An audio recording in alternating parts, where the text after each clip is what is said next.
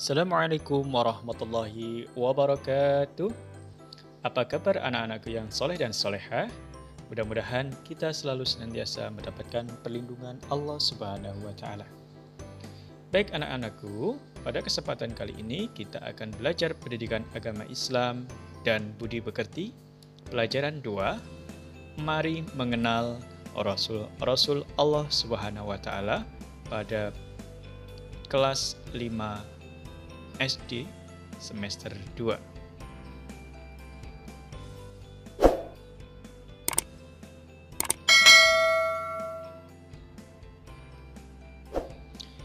Anak-anakku yang soleh dan soleha, marilah kita berdoa terlebih dahulu sebelum memulai pembelajaran pada pagi hari ini.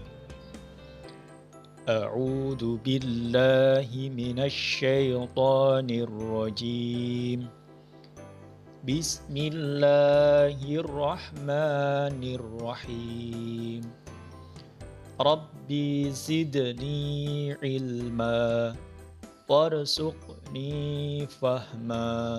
Amin. Artinya, ya Allah, tambahkanlah kepadaku ilmu dan berikanlah aku pemahaman yang baik. Amin. Baik anak-anakku, pada kesempatan kali ini kita akan membahas tentang makna Rasul Allah Subhanahu wa Ta'ala. Anak-anak, Nabi dan Rasul adalah utusan Allah Subhanahu wa Ta'ala. Allah Subhanahu wa Ta'ala mengutus Rasul untuk menyampaikan ajaran Islam kepada manusia. Para Rasul adalah teladan bagi manusia. Manusia wajib untuk mengimani Rasul Allah Subhanahu wa Ta'ala. Anak-anak, ada yang tahu iman kepada Rasul termasuk rukun iman yang keberapa? Betul, iman kepada Rasul termasuk rukun iman yang keempat. Anak-anak, semua Rasul Allah Subhanahu wa Ta'ala mempunyai tugas dan sifat masing-masing. Semua Rasul Allah Subhanahu wa Ta'ala membawa kebenaran dan sifat-sifat mereka adalah sifat yang baik. Tahukah kalian siapa Rasul-Rasul Allah Subhanahu wa Ta'ala dan apa saja tugas dan sifat-sifat Rasul tersebut? Mari kita belajar bersama. Apa makna Rasul Allah Subhanahu wa Ta'ala? Anak-anak, beriman kepada Rasul adalah rukun iman yang keempat. Kata Rasul berasal dari kata irsyad, yang berarti membimbing atau memberi arahan. Rasul adalah manusia pilihan Allah Subhanahu wa Ta'ala yang mendapatkan wahyu dalam syariat dan diperintahkan untuk menyampaikan kepada umatnya. Beriman kepada Rasul artinya meyakini dan membenarkan bahwa Allah Subhanahu wa Ta'ala telah mengutus para Rasul kepada makhluknya. Anak-anak, setelah kita mengetahui makna Rasul dan beriman kepada Rasul, selanjutnya kita harus tahu nama-nama 25 Nabi dan Rasul Allah Subhanahu wa Ta'ala. Nah, ini adalah daftar 25 Nabi dan Rasul. Anak-anak sudah hafal? Nah, kalau sudah hafal dan atau yang belum hafal, mari kita belajar menghafal bersama dengan lirik lagu atau dengan kita nyanyikan akan lebih mudah untuk kita menghafal. Nah, dengarkan dulu ya anak-anak, Bapak mau menyanyikan nama 25 Nabi dan Rasul. As-salatu ala nabi wassalamu ala rasul wal anbiya'il mursalin kulluhum mukramun.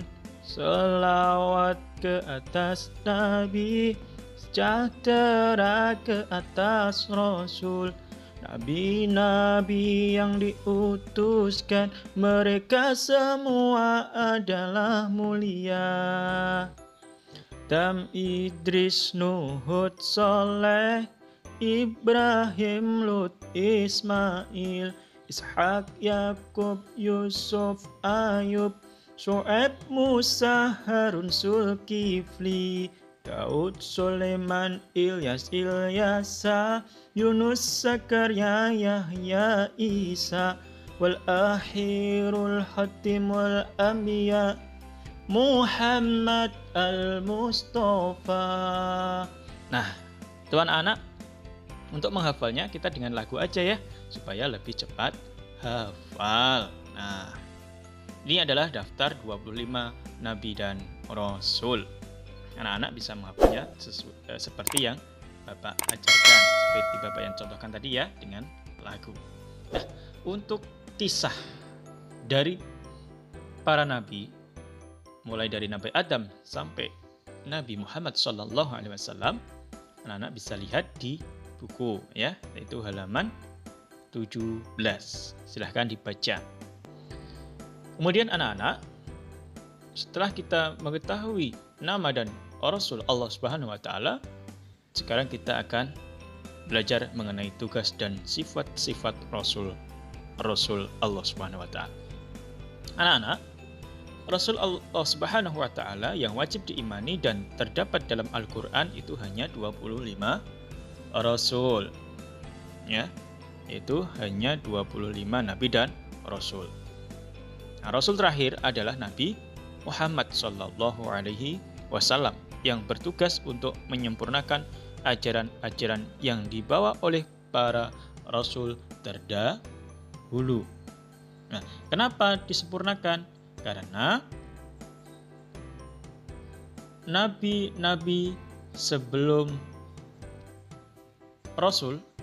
nabi-nabi sebelum Nabi Muhammad SAW itu hanya diperuntukkan pada umatnya saja.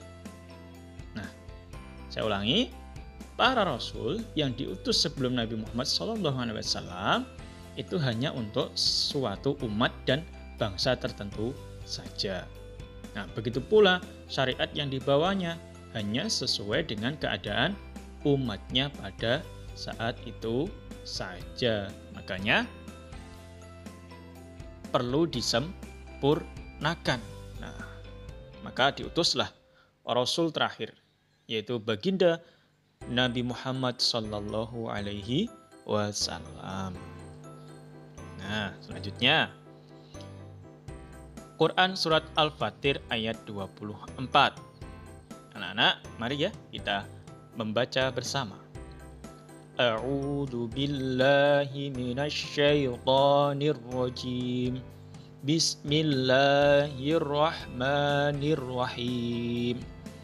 Inna arsalnaka bil haqqi basyiran wa nadhira.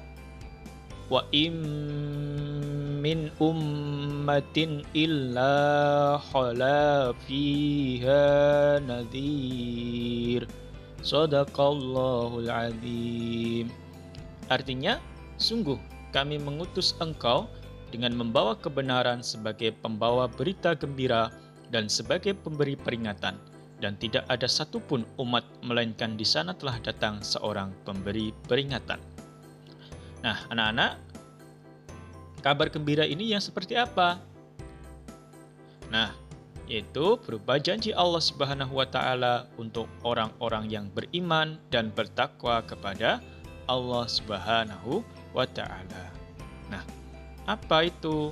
Yaitu adalah kebahagiaan hidup di dunia dan di akhirat. Nah, kemudian peringatannya yaitu adalah berupa ancaman Allah Subhanahu wa Ta'ala kepada orang yang ingkar dan durhaka kepada Allah Subhanahu wa Ta'ala. Nah, yaitu berupa azab dan kesulitan hidup di dunia dan di akhirat. Anak-anak, setelah kita mengetahui makna Rasul dan iman kepada Rasul, selanjutnya kita belajar tugas-tugas Rasul Allah, yaitu baik dari Al-Quran maupun Al-Hadis. Yang pertama, menyampaikan kabar gembira bagi orang yang beriman. Yang kedua, memberi peringatan bagi orang yang ingkar. Yang ketiga, menyampaikan wahyu yang diterima dari Allah Subhanahu wa Ta'ala dan meluruskan kepercayaan kepada Allah Subhanahu wa Ta'ala. Yang keempat, memberi contoh cara memelihara hubungan antara manusia. Kemudian yang kelima, menyempurnakan akhlak manusia. Nah, mari kita pahami bersama-sama tugas-tugas Rasul. Kemudian, setelah kita mengetahui tugas daripada Rasul Allah, kemudian kita akan memahami sifat wajib dan mustahil bagi Rasul Allah Subhanahu wa Ta'ala. Sifat wajib dan sifat mustahil. Yang pertama adalah sidik, artinya benar. Rasul Allah Subhanahu wa Ta'ala adalah orang yang pasti benar dalam setiap ucapan dan perbuatannya. Mustahil jika Rasul memiliki sifat kizib, artinya berdusta. Kemudian yang sifat wajib yang kedua yaitu adalah fatonah, artinya cerdas. Semua Rasul mempunyai kecerdasan yang lebih dari kaumnya, sehingga mampu menghadapi orang-orang yang menentangnya. Dan mustahil jika Rasul itu bersifat baladah atau artinya bodoh. Kemudian sifat wajib yang ketiga yaitu adalah amanah, artinya dapat dipercaya.